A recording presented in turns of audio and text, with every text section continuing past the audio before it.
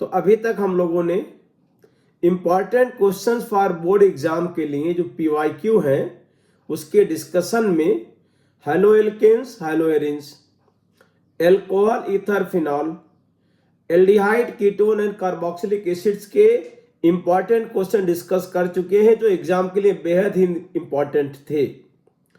अब हम लोग इसी सीरीज में आगे बढ़ते हैं और अमाइंस के पीवाईक्यू जितने रिएक्शन यहाँ पे हम डिस्कस करेंगे उतना अगर याद है तो बोर्ड में बहुत अच्छा आपका नंबर आएगा। तो चलिए हम लोग स्टार्ट करते हैं। ये पीवाईक्यू क्वेश्चन ही लिखा गया है, एक्सप्लेन द फॉलोइंग रिएक्शंस। अब अमाइंस में जो इंपॉर्टेंट रिएक्शंस हैं सब यहाँ पे आ जाएंगी। सबसे पहली रिएक्शन है Gabriel phthalimide reaction and coupling reaction. अब ये फिनॉल वाले मतलब अमाइंस वाले चैप्टर में इंपॉर्टेंट रिएक्शन है। अब गैब्रियल थैलामाइड रिएक्शन मतलब preparation of primary amines, aliphatic amines, aromatic amines इससे नहीं बना सकते हैं, इतना पता होना चाहिए। अब देखिए आपको लिखना कितना है, देखिए पहले यहाँ पे कि preparation of primary aliphatic amines, मतलब ये लिखना मैं चाह रहा हूं कि एरोमेटिक प्राइमरी अमाइंस यहाँ पे नहीं बना सकते हैं। Using phthalimide is known as Gabriel phthalimide reaction. पहले स्टेप में क्या होगा कि थैलामाइड का रिएक्शन KOH के साथ कराएंगे तो ये जो एस्टिक हाइड्रोजन है निकल जाएगा, तो सोडियम सॉल्ट ऑफ थैलामाइड, अरे भाई सुनाई दिया क्या? तो थैलामाइड की रिएक्शन KOH से करा देंगे तो क्या बनेगा आपका? पोटेशियम सॉल्ट ऑफ थैलामाइड बन जाएगा। अभी एज न्यूक्लियोफाइल अटैक करता है तो दूसरे स्टेप में क्या होगा कि potassium salt of phthalimide alkyl halide से रिएक्ट कर जाएगा। एल्काइल हैलाइड से रिएक्शन करके बनाएगा एन एल्काइल थैलामाइड।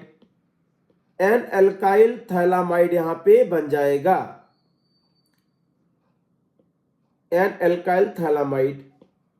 ये आ गया हमारे पास कंपाउंड। तो ये रिएक्शन क्या होगी? SN2।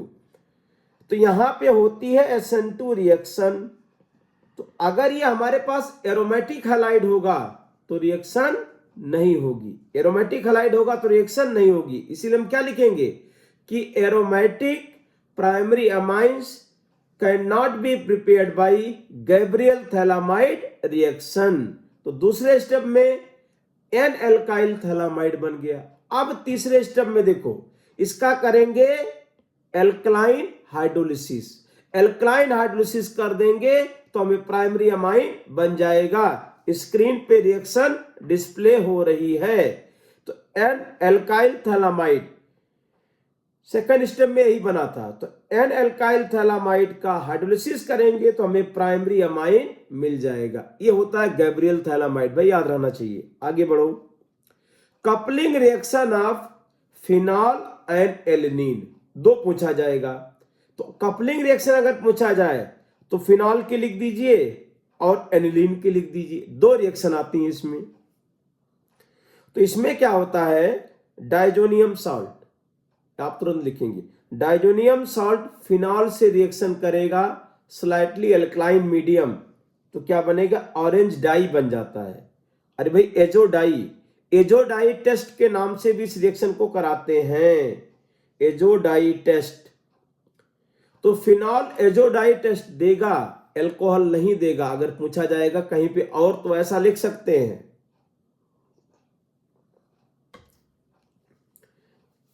तो कपलिंग रिएक्शन में क्या लिखना है कि slightly alkaline medium phenol react with diazonium ion to form para hydroxy azobenzene. अरे भाई आपको याद रहना चाहिए, मुझे याद है, इससे कोई फर्क नहीं पड़ता। इसमें स्क्रीन पे जितना लिखा है उतना बोर्ड में लिखोगे तो नंबर आपको आएगा। इसमें मैं बोल रहा हूं, आप उसको सुनना भी है और ये जो लिखा है रिएक्शन उसको लिखना है कि डाइजोनियम आयन फिनॉल रिएक्शन किया, पैरा हाइड्रोक्सी एजोबेंजीन बनेगा ऑरेंज डाई।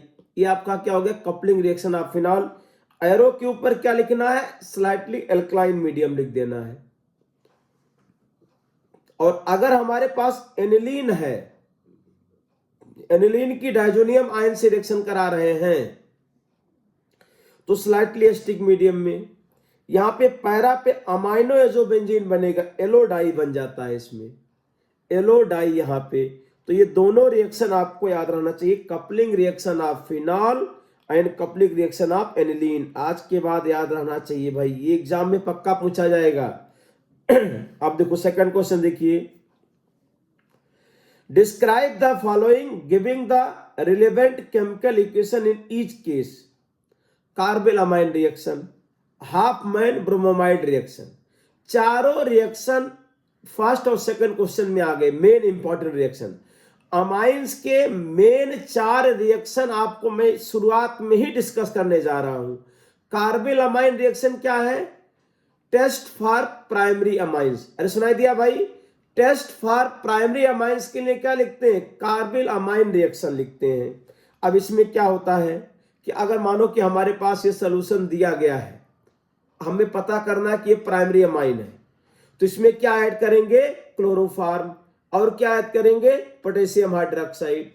और chloroform and potassium hydroxide add करने के बाद अगर दुर्गंध आती है, फाउलिंग स्मेलिंग आती है, फाउल स्मेलिंग आती है, दुर्गंध आती है, तो इसका मतलब ये क्या है? प्राइमरी अमाइन है। अरे भाई फिर से सुनो ध्यान से, आपको लैब में जाते हो, एक सोल्यूशन दिया गया और ये पता करना है कि ये प्राइमरी अमाइन है क्या, तो आप उसमें क्लोरोफॉर्म ऐड करो, उसमें आप पोटेशियम हाइड्रोक्साइड ऐड करो और दुर्गंध आने लगे, तो इसका मतलब क्या बन गया? आइसोसाइनाइड। इसी को क्या बोला जाता है? कार्बेलामाइन रिएक्शन बोला जाता है। अरे भाई सुनाई दिया क्या?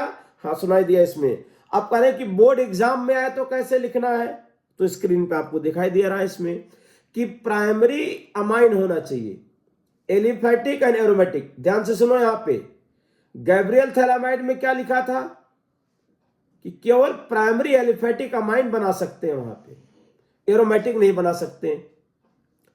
और कार्बेलामाइन रिएक्शन दोनों देगा, primary aliphatic and primary aromatic. तो कार्बेलामाइन रिएक्शन में हमने आपको समझा दिया रिएक्शन क्या लिखना। देखो बोर्ड पे लिखा है, यहां पे स्क्रीन पे लिखा है कि aliphatic aromatic primary amines react with chloroform in alcoholic potassium hydroxide solution to form alkyl isocyanide या कार्बेलामाइन। इसी को एल्काइल आइसोसाइनाइड को कार्बेलामाइन भी कहा जाता है, और जिसका क्या होता है? फाउल स्पेलिंग आता है, जिससे हमें पता चलता कि कार्बेलामाइन बन गया। अब रिएक्शन देखिए, secondary and tertiary amine do not show this reaction. अब RnH2 chloroform KOH alkyl isocyanide KCl+H2, पूरी रिएक्शन आपको याद रखनी पड़ेगी, एग्जाम में लिखोगे तभी नंबर आएगा। हाफ मैन ब्रोमोमाइड रिएक्शन मतलब अमाइड से अमाइन बनाना है। तो जब एक कार्बन कम करना हो तो हाफ मैन को याद करते हैं। जब कन्वर्जन भी लिखोगे तो जब कहीं पे भी कन्वर्जन में जब कहीं पे भी एक कार्बन कम करना हो तो हाफ मैन ब्रोमोमाइड रिएक्शन को याद करते हैं, और एक कार्बन जब बढ़ाना होता है तो पोटेशियम साइनाइड को याद करते हैं। अरे भाई सुनाई दिया क्या? अब हाफ मैन ब्रोमोमाइड रिएक्शन अगर पूछा गया है तो आपको क्या करना है? Amide plus Br2 plus KOH, मतलब अपनी भाषा में लिखो, आप समझ जाओ कि आप इसमें लिख देंगे कि reaction in which acid amide react with Br2 in presence of potassium hydroxide या alkali to form primary amine is known as Hofmann bromamide reaction. मतलब amide, Br2, KOH, primary amine, ये 4 पॉइंट आपका main आ गया। अब इन reaction में क्या होता है कि माइग्रेट करके, ये हमने पूरी पॉइंट लिखा है, आप रिएक्शन देखो। एसिडामाइड, Br2, NaOH, RnH2, sodium carbonate NaBr plus H2O। कभी कभी ऐसा पूछा जाता है कि एक मोल एसिडामाइड को रिएक्ट कराने के लिए कितने मोल सोडियम हाइड्रोक्साइड की आवश्यकता पड़ेगी? तो कहेंगे 4 मोल। अरे भाई रिएक्शन दिखा, तो कम से कम अगर हाफ मैन ब्रोमोमाइड रिएक्शन पूछा जाता है, ये नहीं लिखोगे In this reaction, alkyl or allyl group is migrated from carbonyl carbon of amide to nitrogen atom. The amine formed in this reaction has one carbon less than parent amide. Therefore, it is also known as Huffman degradation reaction. अरे भाई ये नहीं लिखोगे exam में तब भी चल जाएगा, लेकिन क्या लिखना है आपको? एसिडामाइड, Br2, KOH, प्राइमरी अमाइन बनता है। 3 रिएक्टेंट की तरफ लिखना है और प्रोडक्ट की तरफ अमाइन, और बाई प्रोडक्ट में sodium carbonate NaBr NH2O। Hopman bromamide degradation reaction हमने डिस्कस कर दिया, ये आपको पूछा जाएगा। कपलिंग रिएक्शन बता दिया, गैब्रियल थैलामाइड बता दिया।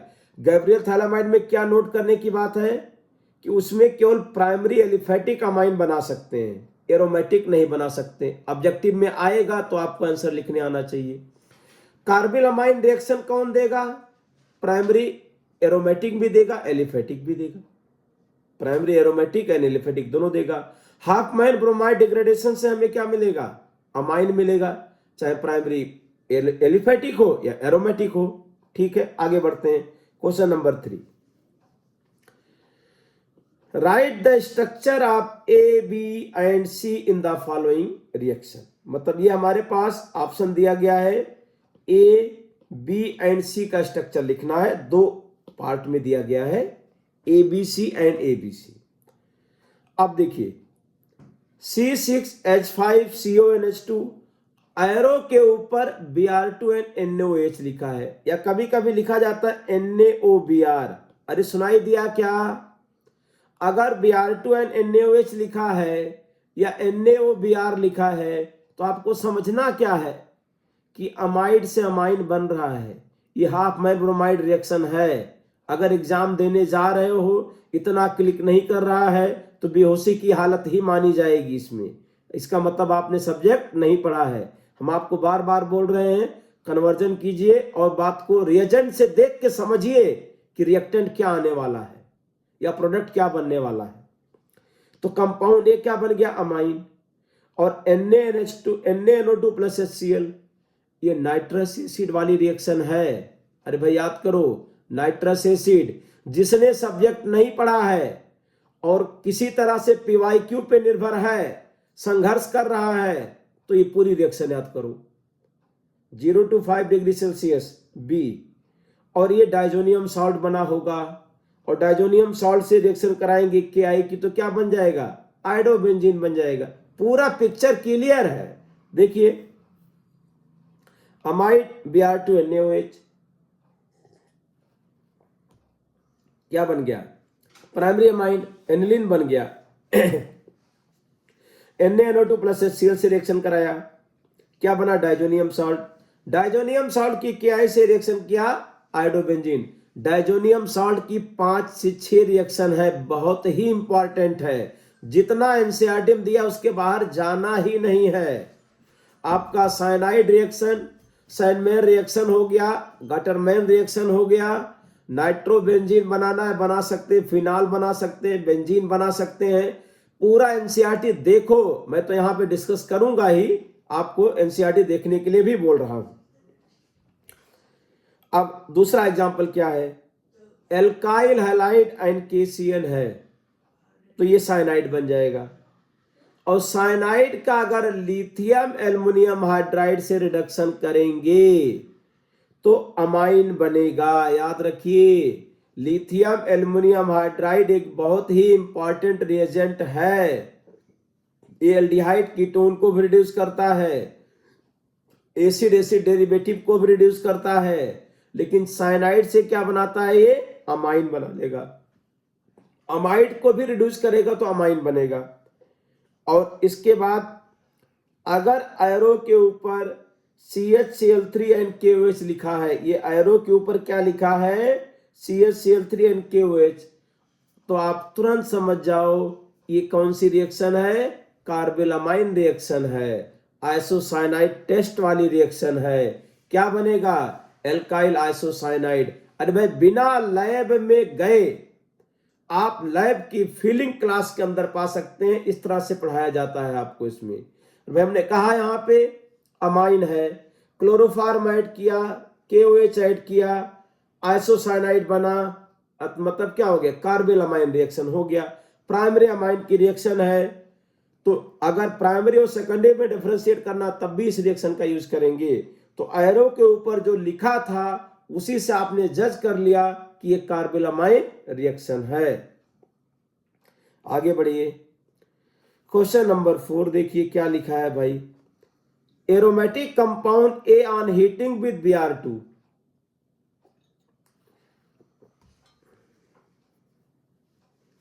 Aromatic compound A on heating with Br2 and KOH।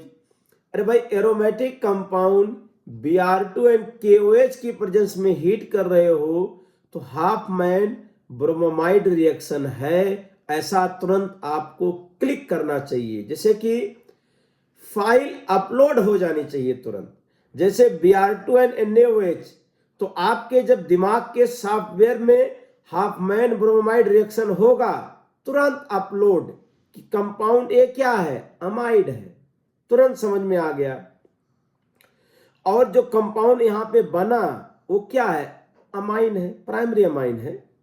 अच्छा, इसके बाद फिर आगे भी कह रहे हैं कि क्लोरोफार्म KOH से रिएक्शन करा रहे हैं तो ये कंपाउंड सी बन रहा है।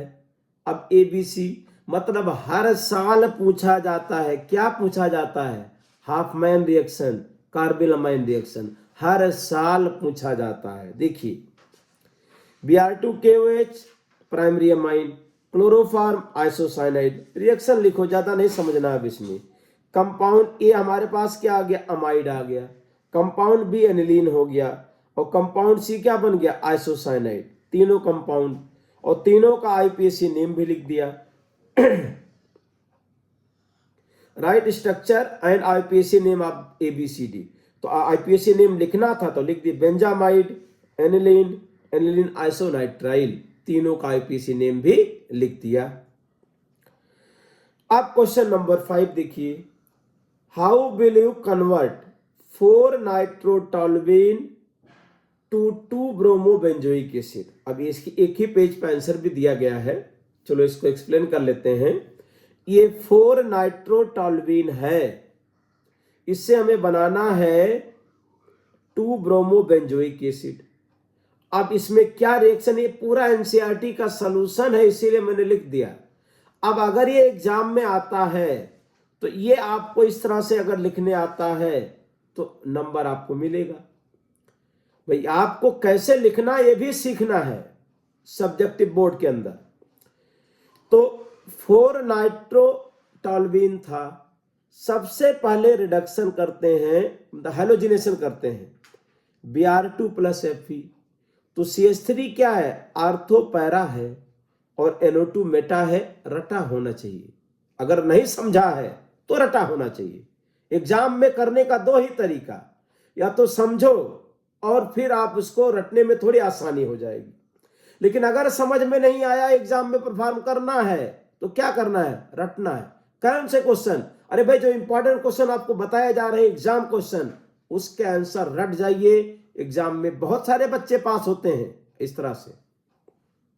देखिए तो आर्थो ब्रोमो क्या हो जाएगा, टोल्यूएन यहां पे आ जाएगा।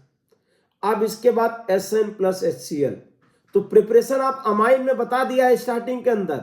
SN + HCl क्या करता है, NO2 को NH2 में ले जाता है। ये याद नहीं है तो यहां पे याद करो। ऑर्गेनिक केमिस्ट्री पढ़ने का एक ही तरीका है कि ज्यादा से ज्यादा आप सवाल कीजिए, क्वेश्चंस कीजिए, और जो रिएक्शन दी गई है उनको यूज करना आपको आना चाहिए, तो ऑर्गेनिक केमिस्ट्री आपका सफल माना जाएगा। इसमें रिएक्शन केवल बैठ के याद करने से सब्जेक्ट आपको नहीं आएगा। रिएक्शन एक बार पढ़ लिया और उससे रिलेटेड कन्वर्जन्स कीजिए, क्वेश्चंस कीजिए, रिएक्शन का बार बार यूज कीजिए कि NO2 से NH2 बनाना है तो क्या यूज करेंगे, या SN + HCl आ गया तो क्या बनेगा, तो आपको मास्टरी आएगी, परफेक्शन आएगा, क्वेश्चन देखते ही आंसर समझ में आएगा। आपका क्या बन गया, NH2, ये बन गया हमारे पास, यहाँ पे NH2 ग्रुप आ गया। अब इसके बाद NaNO2 + HCl लगाएंगे तो NH2 से क्या बनाएंगे, diazonium salt, benzene diazonium salt यहां पे बन जाएगा। बेंजीन डाइजोनियम सॉल्ट यहां पे बन गया N2Cl। अब इसके बाद में बेंजीन डाइजोनियम सॉल्ट से अगर हमें बेंजीन बनाना है तो दो रिएक्शन दिया है एनसीईआरटी के अंदर। एक H3PO2 से की प्रेजेंस में हीट कर दो तुरंत बेंजीन, और C2H5OH की प्रेजेंस में हीट कर दो तब भी क्या बनेगा, बेंजीन। तो बेंजीन डाइजोनियम सॉल्ट से अगर बेंजीन बनाना है मतलब N2 को हटाना है, या कोई कहे एनिलीन से बेंजीन बनाना है, तो आपको क्या करना है, आपको साफ साफ स्क्रीन पे दिखाई देना चाहिए। तो बन गया बेंजीन। आप करें कि CH3 को COOH में ले जाना है, CH3 को COOH में ले जाना है, तो क्या करेंगे, KMnO4 and OH माइनस से क्या कर देंगे, ऑक्सीडेशन कर देंगे। अरे भाई सुनाई दिया, याद आया क्या? तो अगर हमारे पास एल्काइल बेंजीन है, ये CH3 है, इससे हमें COOH बनाना है, तो KMnO4 से ऑक्सीडेशन कर दीजिए, चाहे एक कार्बन हो चाहे दो कार्बन हो, सब के सब क्या हो जाएगा, बेंजोइक एसिड में चला जाएगा। तो ये सीक्वेंस आपको याद रखना है। कितना याद रखना है आपको समझ में आना चाहिए। क्वेश्चन नंबर 6 देखिए, an organic compound A of molecular formula C7H7NO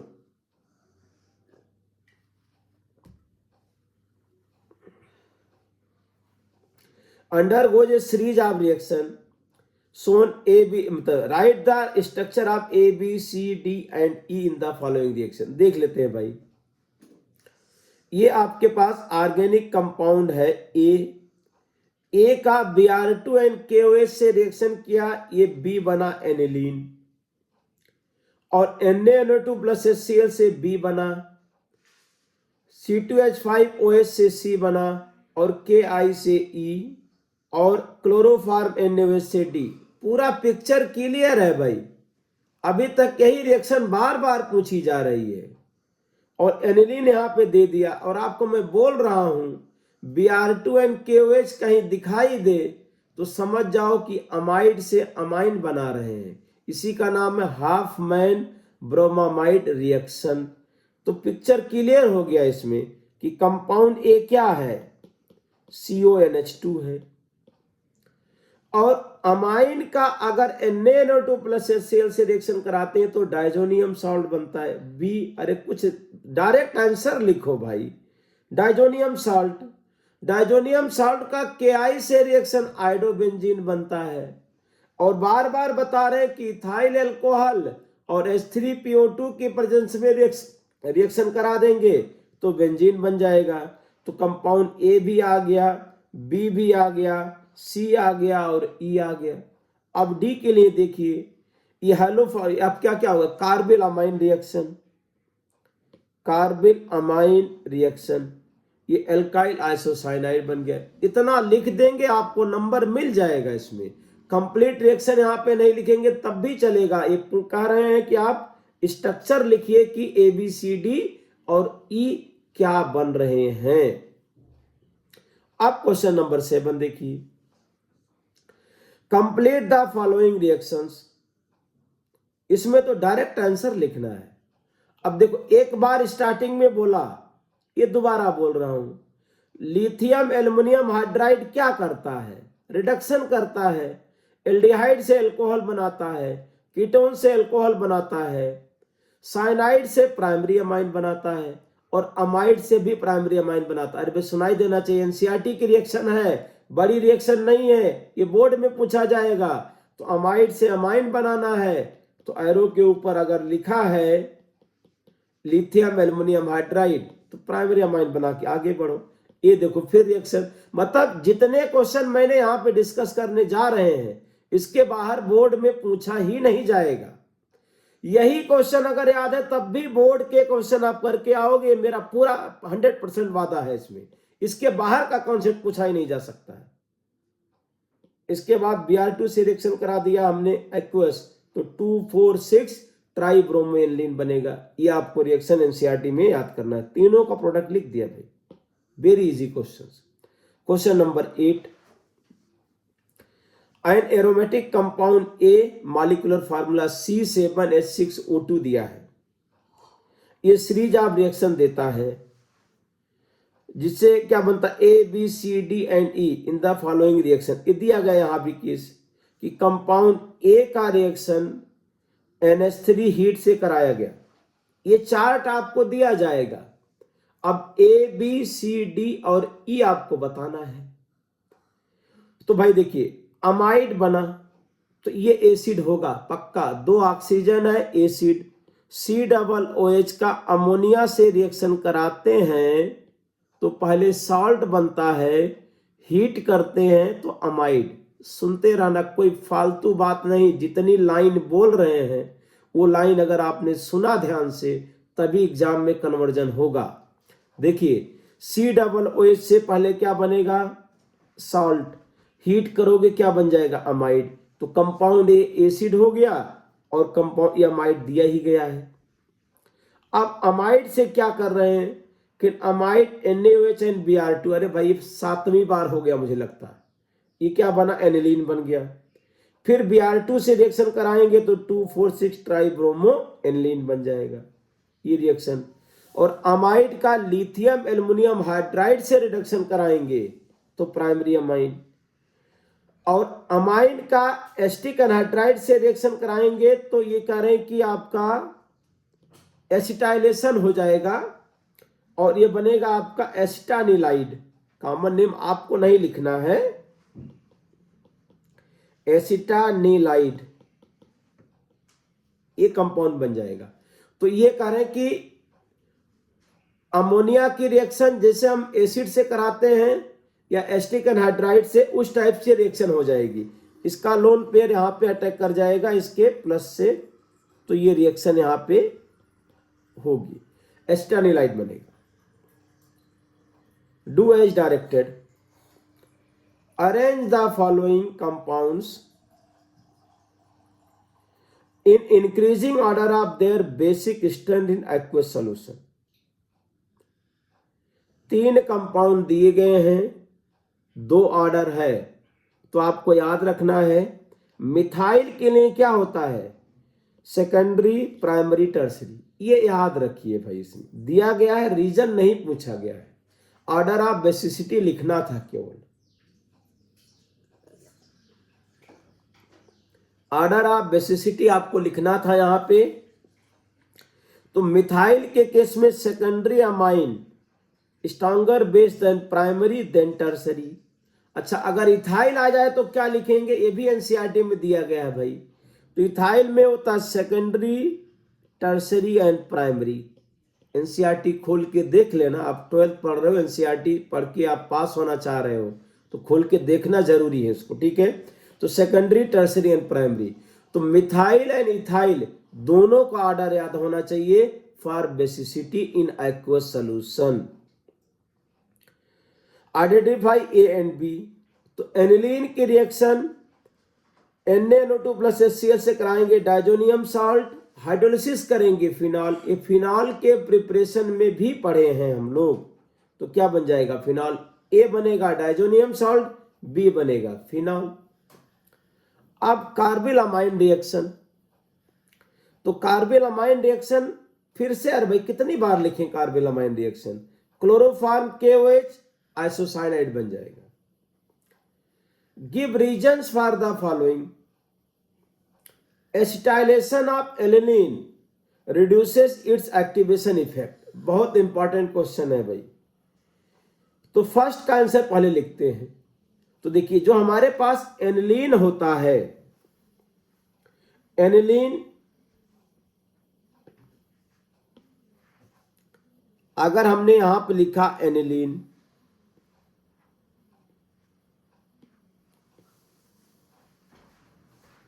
pi sigma pi और NH2 है, नाइट्रोजन के पास लोन पेयर है और नाइट्रोजन के लोन पेयर देने की टेंडेंसी ऑक्सीजन से ज्यादा होती है। तो जो एनिलीन है क्या है, ये अपना लोन पेयर रिंग में डोनेट कर देगा। तो एनिलीन में जो नाइट्रोजन है अपना लोन पेयर ऑक्सीजन मतलब रिंग में डोनेट करेगा, डबल बॉन्ड NH2 प्लस और यहाँ पे पाई। इसका मतलब ये रिंग को एक्टिवेट कर देता है। तो स्ट्रांगली एक्टिवेटिंग ग्रुप है, आर्थो पैरा डायरेक्टिंग है। इतना पहले अपने आप को समझाओ कि एनिलीन क्या है, स्ट्रांगली एक्टिवेटिंग है, आर्थो पैरा डायरेक्टिंग ग्रुप है। ये क्यों एक्टिवेटिंग है? क्योंकि रिंग को इलेक्ट्रॉन डोनेट कर देता है। अब इसके बाद देखो, अगर हम इसकी रिएक्शन, एनिलीन की रिएक्शन अगर हम कराते हैं एसिटिक एनहाइड्राइड से, अगर एसिटिक एनहाइड्राइड से रिएक्शन करा दें तो एनिलीन की रिएक्शन अगर एसिटिक एनहाइड्राइड से कराते हैं तो एसिड डेरिवेटिव की टाइप रिएक्शन होती है और ये प्रोडक्ट बनता है C6H5NH इसका नाम है एसिटानिलाइड। ये कंपाउंड बन जाता है। अब इस कंपाउंड बनने से क्या हुआ कि जो नाइट्रोजन का लोन पेयर है ये कार्बन डबल बॉन्ड ऑक्सीजन की तरफ भी जा सकता है और बेंजीन रिंग की तरफ जा सकता है। इसका मतलब नाइट्रोजन का जो लोन पेयर है अब CO के साथ भी रेजोनेंस कर रहा है और रिंग के साथ भी रेजोनेंस कर रहा है। मतलब इसके रिंग में जाने के चांस कम हो जाएंगे। तो नाइट्रोजन के लोन पेयर के रिंग में जाने के चांस कम हो जाएंगे, तो इसका मतलब रिंग को कम एक्टिवेट करेगा, तो रेट ऑफ रिएक्शन क्या होगा? डिक्रीज कर जाएगा। तो यही लिखा है due to acetylation of aniline, lone pair of electrons of nitrogen atom delocalise to acetyl group. Acetyl group में क्या होता है? डीलोकलाइज हो जाता है। Therefore lone pair of nitrogen not available for donation to benzene ring, therefore activating effect of NH2 group decreases. समझा दिया भाई। अगला क्वेश्चन क्या है?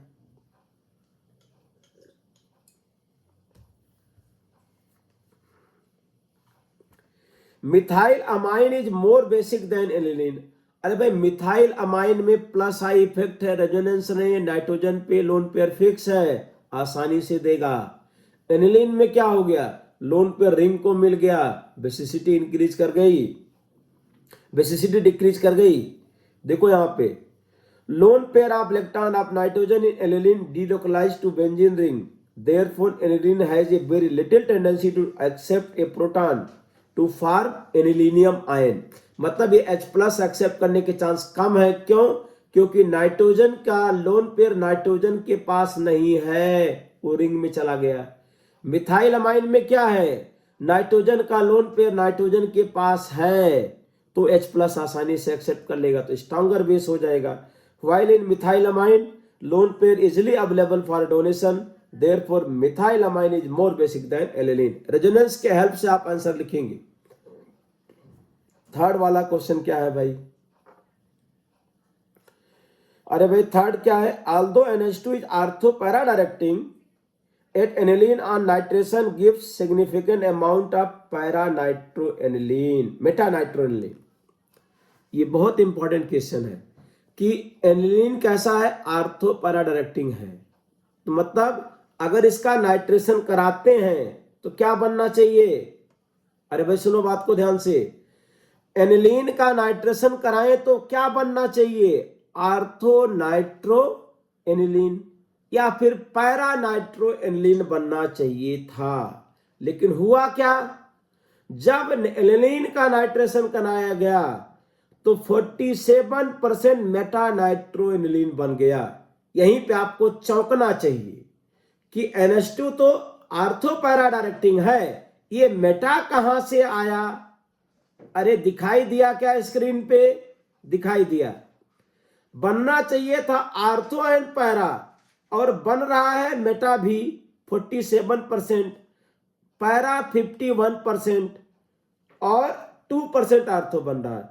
तो इसका कारण क्या है कि जब एसिटिक मीडियम होगा तो एसिटिक मीडियम में C6H5 ये जो था ये H+ से रिएक्शन करके एनिलीनियम आयन बना लेगा NH3+। अरे दिखाई दिया? दिखाई दिया। और ये क्या है? Strongly deactivating. अरे क्या बोला मैंने, स्ट्रांगली डीएक्टिंग बोला, तो स्ट्रांगली डीएक्टिवेटिंग ग्रुप है, मतलब अब ये रिंग रिएक्ट नहीं करेगी, इसीलिए क्या हो गया है, ये मेटा डायरेक्टिंग भी हो गया, क्योंकि इसका क्या हो गया, अगर -M और -I वाले ग्रुप आते हैं तो इलेक्ट्रोफाइल मेटा पोजीशन पे जाता है, आर्थो पैरा पे नहीं। अरे भाई समझ में आ गया होगा, आगे बढ़िए। Right the structures of the main products of the following reactions. Aniline का एसिटाइलेशन, तो NHCOCH3 रट जाओ।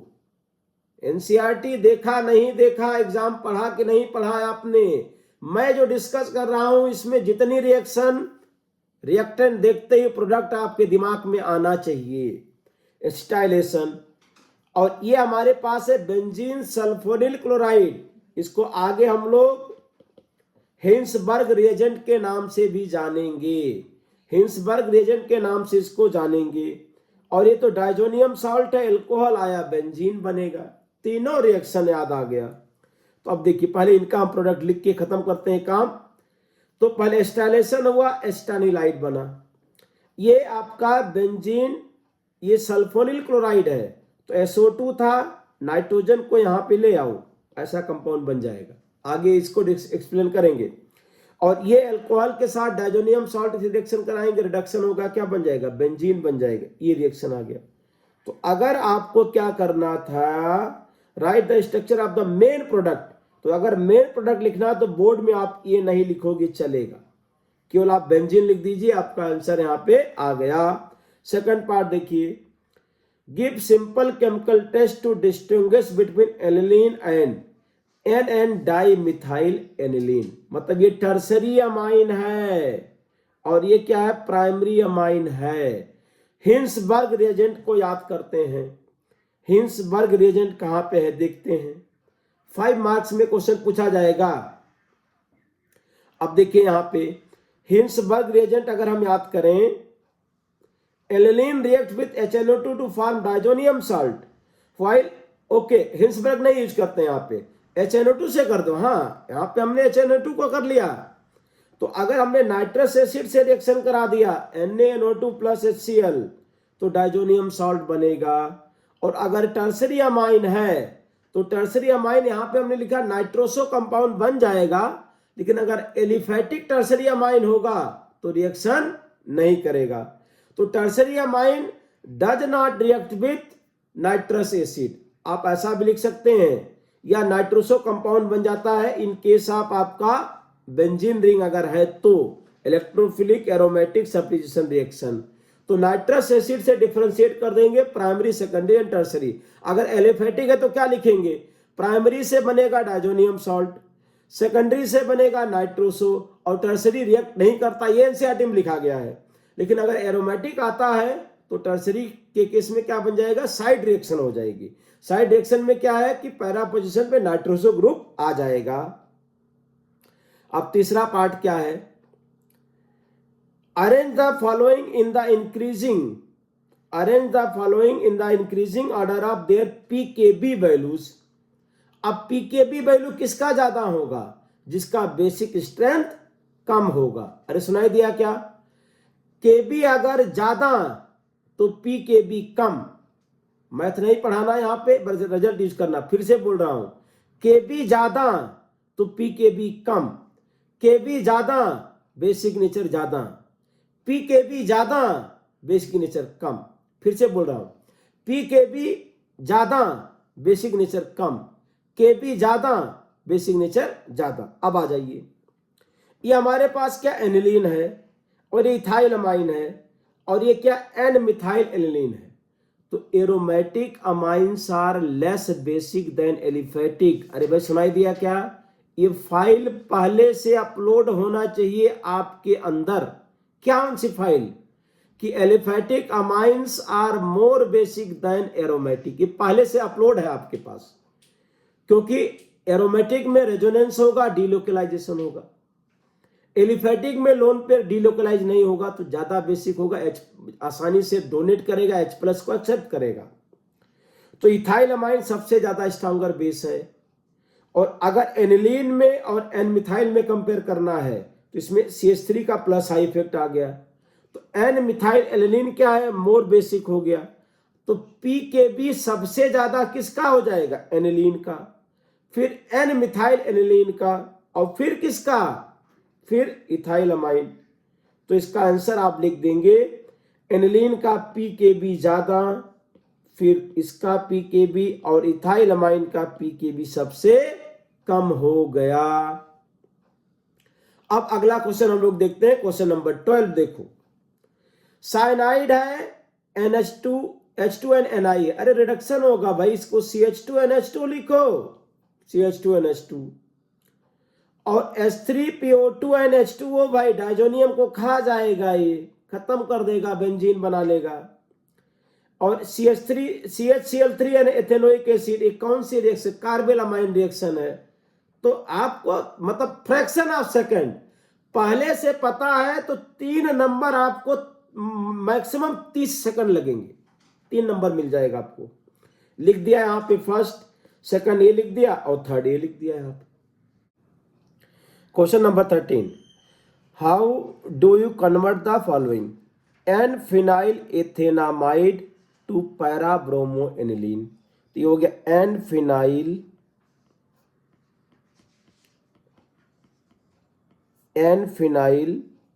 इथेनामाइड, ये आ गया अपने पास। इससे हमें बनाना है पैराब्रोमोएनिलीन,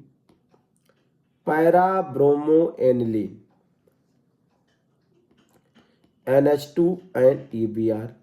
अब ये कन्वर्जन हमें करना है भाई। तो इसके लिए क्या करते हैं कि एस्टानिलाइट जो हमारे पास है, पहले Br2CH3COOH इसकी रिएक्शन करा देते हैं। तो ये हो जाएगा monobromination, electrophilic aromatic substitution reaction. तो Br2 एंड CH3COOH, तो पैरा पोजीशन पे Br लग जाएगा। तो एन फिनाइल इथेनामाइड का था, Br2 से रिएक्शन कराया यहाँ पे, तो पैरा पोजीशन पे ब्रोमीन लग गया। अब ये हमारे पास CH3CO ग्रुप को हटाना है, तो एनिलीन को एस्टाइलेशन करा देंगे, तो आपका ये बन जाएगा एस्टेनिलाइड, और इसका हाइड्रोलिसिस कर देंगे तो फिर से एनिलीन बन जाएगा। तो एनिलीन को डीएक्टिवेट करने के लिए पहले क्या कराते हैं, एस्टाइलेशन करा लेते हैं, और उसके बाद एस्टाइलेशन के बाद फिर से अगर हमें NH2 चाहिए तो हाइड्रोलिसिस कर लेते हैं। तो आ गया हमारे पास, हाइड्रोलिसिस करेंगे तो पैरा ब्रोमोएनिलीन बन गया, दोनों रिएक्शन। Benzene diazonium chloride to nitrobenzene, ये डाइजोनियम सॉल्ट की बहुत ही इंपॉर्टेंट रिएक्शन थी जो आपको मैंने बताया था। तो अगर हमें बेंजीन डाइजोनियम सॉल्ट से नाइट्रोबेंजीन बनाना है तो फ्लोरोबोरिक एसिड से पहले रिएक्शन करा देंगे, डाइजोनियम सॉल्ट का HbF4 से रिएक्शन कराएंगे तो N2BF4 बनेगा, और इसका NaNO2 प्लस कॉपर के साथ रिएक्शन कराएंगे तो नाइट्रोबेंजीन। ये रिएक्शन पूरा रटा होना चाहिए कि अगर हमें डाइजोनियम सॉल्ट से नाइट्रोबेंजीन बनाना है तो पहले फ्लोरोबोरिक एसिड से रिएक्शन करा करके साल्ट बनाएंगे, इसमें नाइट्रोजन फ्लोरोबोरेट बनाएंगे, और फ्लोरोबोरेट का NaNO2 एंड कॉपर के साथ हीट कर देंगे तो क्या बन जाएगा, यहाँ पे बन जाएगा नाइट्रोबेंजीन। ये रिएक्शन यहाँ पे आ गया, ठीक है। इसके बाद दूसरा रिएक्शन हमारे पास है, बेंजोइक एसिड टू एनिलीन बनाना है। तो बेंजोइक एसिड से एनिलीन बनाना है, मतलब कार्बन को हमें खत्म करना है। बेंजोइक एसिड से एनिलीन बनाना है, कार्बन खत्म करना है, तो पहले अमाइड बनाते हैं। अमाइड से क्या है, कार्बन खत्म कर लेंगे। तो यहां पे देखिए, एसिड के रिएक्शन अगर NH3 से कराओगे तो पहले सॉल्ट बनता है, सॉल्ट को हीट करोगे तो अमाइड बनेगा। अमाइड पे ही रुक जाना है। कभी कभी हम साइनाइड पे जाके रुकते हैं, जरूरत के हिसाब से साइनाइड भी बना लेते हैं।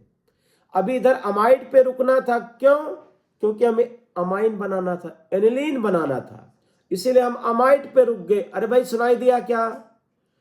कार्बोक्सिलिक एसिड के अमोनिया से रिएक्शन कराएंगे तो सॉल्ट बनेगा, फिर क्या बनेगा? अमाइड बनेगा। अमाइड का क्या कराएंगे? हाफमैन ब्रोमोमाइड रिएक्शन करा देंगे। हाफमैन ब्रोमाइड रिएक्शन कराएंगे तो तुरंत अमाइड से क्या बन जाएगा? एनिलीन बन जाएगा। रिएक्शन आपको रटा होना चाहिए। Br2NaOH रिएजेंट यूज किया तो तीनों रिएक्शन यहां पे आ गए। फर्स्ट रिएक्शन आ गया पैराब्रोमो, सेकंड रिएक्शन लिख दिया था नाइट्रोबेंजीन, तीसरा लिख दिया aniline.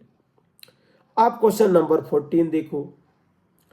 Out of the following the strongest base in aqueous solution, methyl amine, di methyl amine, tri methyl amine, aniline. तो एनिलीन तो लीस्ट हो जाएगा, तो क्या लिखेंगे? बी। अगर मिथाइल डेरिवेटिव है तो डाई मिथाइल अमाइन मतलब सेकेंडरी अमाइन क्या हो जाएगा? Stronger base than primary than tertiary. तो मिथाइल के लिए ऑर्डर याद किया, सेकेंडरी, प्राइमरी, टर्सरी। कनिथाइल के लिए बताओ ऑर्डर क्या? Secondary, tertiary and primary. रटा होना चाहिए। Give the structures of A B in the following sequence of reactions.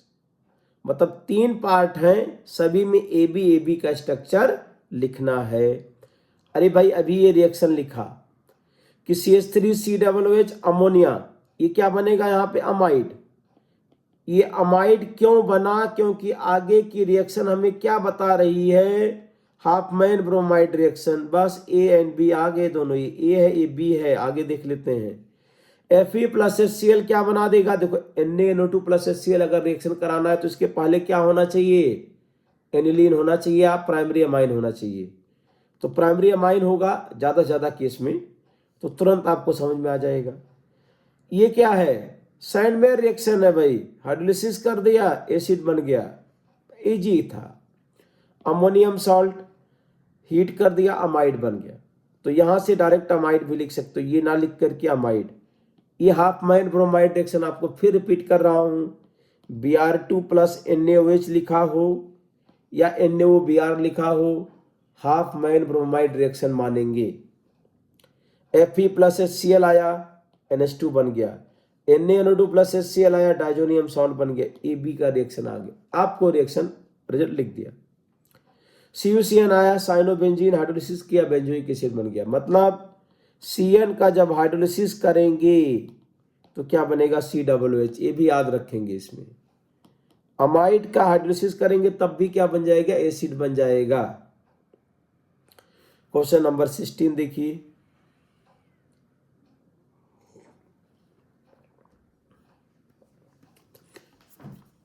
How will you distinguish between the following pairs of compounds? Aniline and ethanamine, aniline and N methyl aniline. अच्छा, ethanamine है मतलब aliphatic amine है और ये aniline है। तो aniline coupling reaction देता है। कपलिंग रिएक्शन में डाई बनता है, एजो डाई। ऑरेंज बनता है फिनॉल के साथ, येलो डाई बनता है एनिलीन के साथ। तो हमें एक ही रिएक्शन लिखना है तो हम एजो डाई वाला लिख देते हैं। तो aniline gives azo dye test while ethanamine does not form azo dye with diazonium ion in slightly acidic medium. Reaction board पे स्क्रीन पे लिखा है, दिखाई दे रहा भाई, कि डाइजोनियम आयन की रिएक्शन अगर एनिलीन से कराएंगे तो पैरा पे अमाइनो एजोबेंजीन एजो डाई बन जाएगा। ये रिएक्शन लिख देंगे, आपको नंबर मिलेगा। दूसरा क्या है? दूसरी रिएक्शन है हमारे पास एनिलीन एन मिथाइल एनिलीन है, मतलब primary amine and secondary amine. तो हिंसबर्ग रिएजेंट क्या होता है? Benzene sulphonyl chloride. अरे भाई ये भी याद रखेंगे, कभी कभी ऐसा डायरेक्ट पूछ लेगा कि हिंसबर्ग रिएजेंट क्या है? बेंजीन सल्फोनिल क्लोराइड को हिंसबर्ग रिएजेंट कहा जाता है। अरे सुनाई दिया? सुनाई दिया। आप कह रहे हैं कि बेंजीन सल्फोनिल क्लोराइड है, अगर हम इसकी रिएक्शन यहाँ पे प्राइमरी अमाइन से कराते हैं तो प्राइमरी अमाइन अगर आता है तो एन फिनाइल बेंजीन सल्फोनामाइड बनता है। रिएक्शन देखो भाई, प्राइमरी अमाइन से रिएक्शन कराओगे तो एन फिनाइल बेंजीन सल्फोनामाइड बनेगा और ये KOH में क्या हो जाएगा, डिजॉल्व हो जाएगा, क्योंकि इसके पास क्या H+ है यहाँ पे, तो ये H+ जाएगा और K+ आ जाएगा। तो primary amine benzene sulphonyl chloride से रिएक्शन करेगा तो एन फिनाइल बेंजीन सल्फोनामाइड बनेगा जो एल्कली में डिसॉल्व हो जाएगा, ये क्रिस्टलाइन सॉलिड बनता है। और N methylaniline react with Hinsberg reagent to form N methyl N phenyl benzene sulphonamide and it is insoluble in alkali due to absence of acidic hydrogen. ये जो सॉलिड बनेगा ये एल्कली में डिसॉल्व नहीं होगा। अरे सुनाई दिया भाई। हिंसबर्ग रिएजेंट से हम primary, secondary and tertiary amine को डिफ्रेंशिएट करते हैं, अलग करते हैं, सेपरेशन में भी यूज करते हैं। क्या होता है हिंसबर्ग टेस्ट? कहीं भाई देखिए, हम बेंजीन सल्फोनिल क्लोराइड की रिएक्शन अगर प्राइमरी अमाइन से कराते हैं तो ये क्रिस्टलाइन सॉलिड बनता है सल्फोनामाइड जो एल्कली में डिसॉल्व हो जाता है। सेकेंडरी अमाइन अगर रिएक्ट करता है तो एल्कली में डिसॉल्व नहीं होता, एल्कली में डिसॉल्व नहीं हुआ, यहीं पे डिफरेंशिएट हो गया, काम हो गया। आगे बढ़िए। ऑर्डर ऑफ बॉइलिंग पॉइंट, हाँ ये क्या है, ब्यूटेनॉल है, ब्यूटेनामाइन है एंड ब्यूटेन है। तो एल्केन का बॉइलिंग पॉइंट सबसे कम होगा क्योंकि वो नॉन पोलर है। एल्कोहल एंड एलिलीन में एल्कोहल क्या होगा, स्ट्रॉन्गर हाइड्रोजन बॉन्डिंग बनाएगा, तो due to stronger hydrogen bonding alcohol का बॉइलिंग पॉइंट ज्यादा होगा as compare to amine, as compare to alkane. तो क्या होगा, ब्यूटेनॉल, ब्यूटेनामाइन एंड ब्यूटेन। ये आपने आंसर लिख दिया। क्वेश्चन नंबर 17 देखो।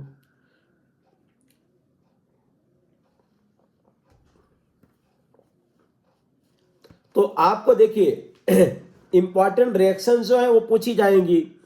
उसके बाद basic nature of amine, aliphatic aromatic amines, अगर इनमें पूछा जाए तो एलिफैटिक अमाइंस क्या होता है, stronger base than aromatic amines. ये चीज आपको याद होना चाहिए। अब अगला क्वेश्चन है, aniline is a weaker base compare to ethanamine. लो, तो इथेनामाइन क्या एलिफैटिक अमाइन है, रेजोनेंस नहीं होता है, नाइट्रोजन पे लोन पेयर है, प्लस आई इफेक्ट है, स्ट्रॉन्गर बेस। तो aniline weaker base due to resonance, due to delocalisation of nitrogen in the benzene ring, therefore nitrogen not available for donation, acceptation of proton.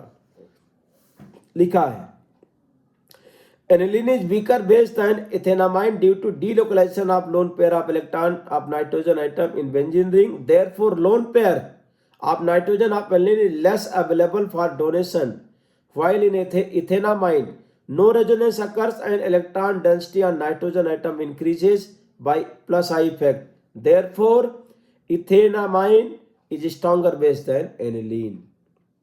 अगला क्या है, aniline does not undergo Friedel Crafts reaction. बहुत important है, aniline Friedel Crafts reaction नहीं देता है क्योंकि ये क्या बनाता है, एनिलीनियम आयन बना लेता है। ये लिखा है एनिलीनियम आयन बना लेने की वजह से ये फ्रिडल क्राफ्ट रिएक्शन नहीं देगा, क्योंकि ये क्या बन जाएगा, जैसे एनिलीनियम आयन बनेगा NH2Al3, मतलब फ्रिडल क्राफ्ट एल्काइलेशन में क्या होता है कि AlCl3 लुईस एसिड होता है, ये लुईस एसिड है, और नाइट्रोजन के पास लोन पेयर है तो ये लुईस बेस है। अब एसिड बेस की रिएक्शन हो गया तो इसमें प्लस आया तो इसका क्या हो गया, माइनस आई, रिंग को डीएक्टिवेट, अब एसाइलेशन नहीं होगा। Only aliphatic primary amines can be prepared by Gabriel phthalimide synthesis. अब ये भी बहुत इंपॉर्टेंट क्वेश्चन है कि aromatic primary amines can not be prepared by this method because aryl highlights do not undergo nucleophilic substitution with the anion form by phthalimide. भाई देखिए, पहले phthalimide का स्ट्रक्चर आपके दिमाग में आ जाना चाहिए। जब थैलामाइड की रिएक्शन आपने KOH से करा दिया तो न्यूक्लियोफाइल जनरेट हुआ। अब ये न्यूक्लियोफाइल एल्काइल हैलाइड से रिएक्ट करता है तो एल्काइल हैलाइड क्या देना चाहिए, nucleophilic substitution. Aryl halide nucleophilic substitution easily नहीं देता है, इसीलिए SN2 रिएक्शन नहीं होगी, तो एरोमेटिक प्राइमरी अमाइन नहीं बन सकता है। एराइल हैलाइड अगर SN2 रिएक्शन आसानी से देता तो एरोमेटिक प्राइमरी अमाइन भी बना सकते थे, इसीलिए केवल एलिफेटिक प्राइमरी अमाइन बनाते हैं, क्योंकि aromatic primary amine can not be prepared by this method because aryl halide do not undergo nucleophilic substitution reaction with anion formed by phthalimide. Question number 18, right chemical equation for the following reaction. Reaction of एथेनोलिक ammonia with ethyl chloride. भाई ethyl chloride and ammonia की reaction की बात कर रहे हैं, और ammonolysis of benzyl chloride and reaction of amine so formed with 2 moles of CH3Cl। देखते हैं, देखिए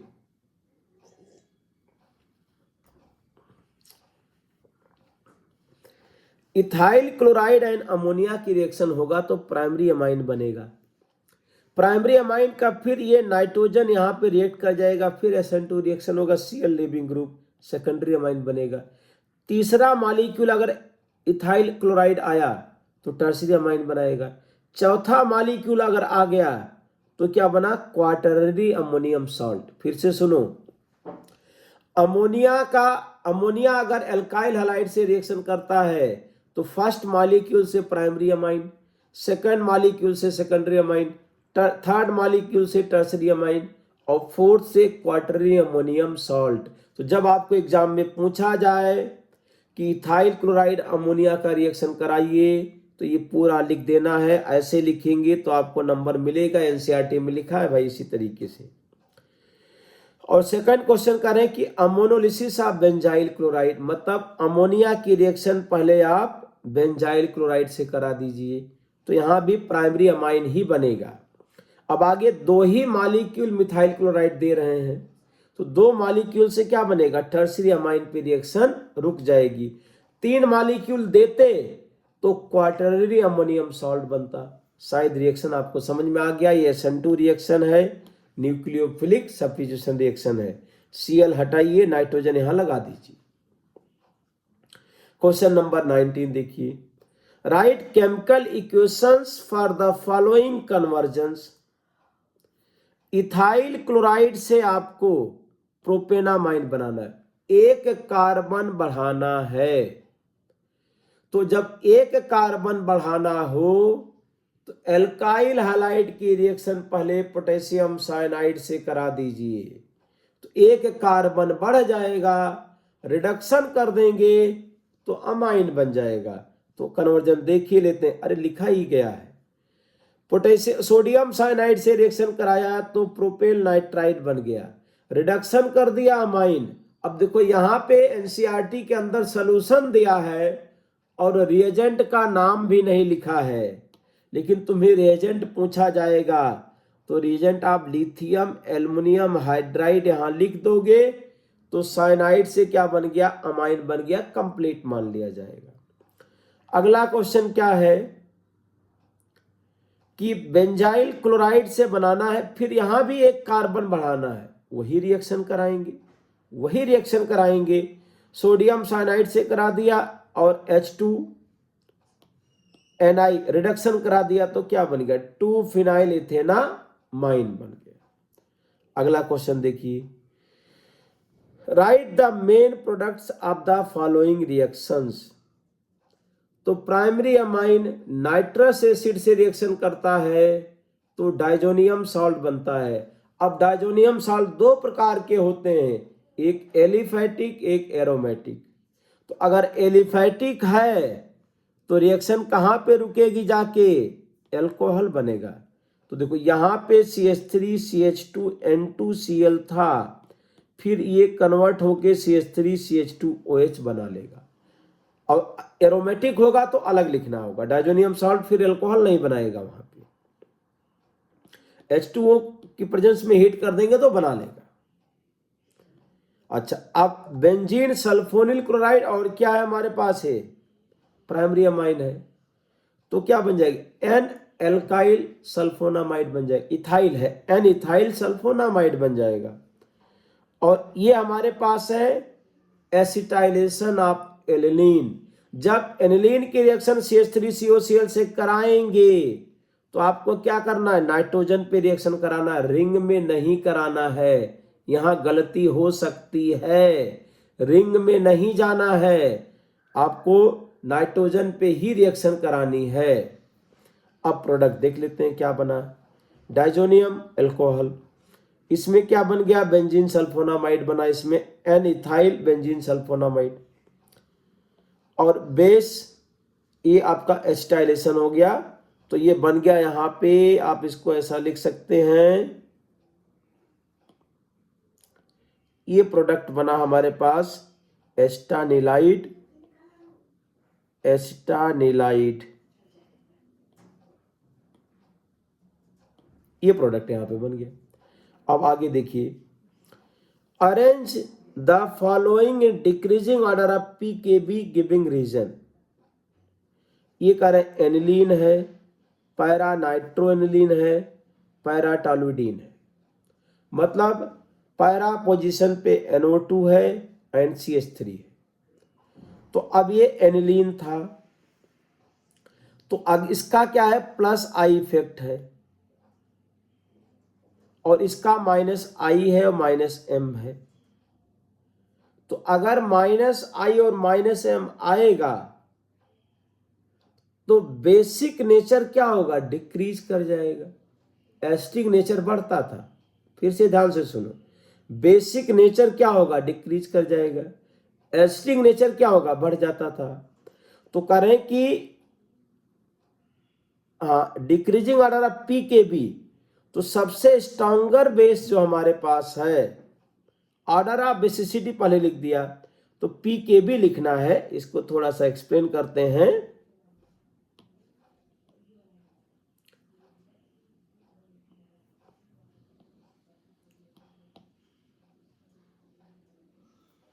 अब ऑर्डर ऑफ, यहां पे हमें बेसिसिटी लिखा, तो ऑर्डर ऑफ पीकेबी, तो इसका या फिर लिखेंगे केबी, इसका केबी लिखा, तो ऑर्डर ऑफ बेसिसिटी या केबी का सेम होगा, और ऑर्डर ऑफ पीकेबी क्या हो जाएगा, उल्टा लिख देंगे तुरंत। तो जो वीक बेस है उसका पीकेबी ज्यादा होगा, जो वीक बेस है, तो पायरा नाइट्रोएलिलीन का पीकेबी सबसे ज्यादा हो गया। रीजन, तो pKb of para nitroaniline is maximum due to electron withdrawing nature of NO2. NO2 decreases the electron density on nitrogen by minus I effect, minus M effect by resonance. तो इसमें कह रहे हैं कि ये आपको रीजन यहां आप लिख देंगे कि NO2 decreases basic nature of aniline due to minus M and minus I effect, और CH3 increases basic nature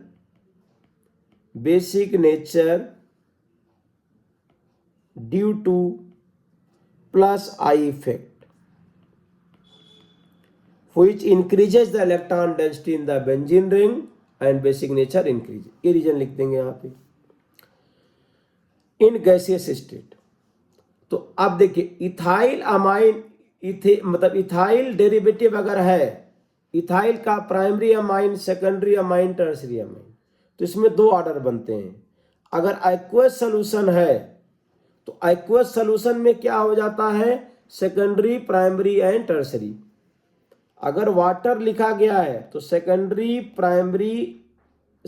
tertiary and primary. Ethyl के केस में secondary, tertiary and primary in water in case of ethyl आ जाता है।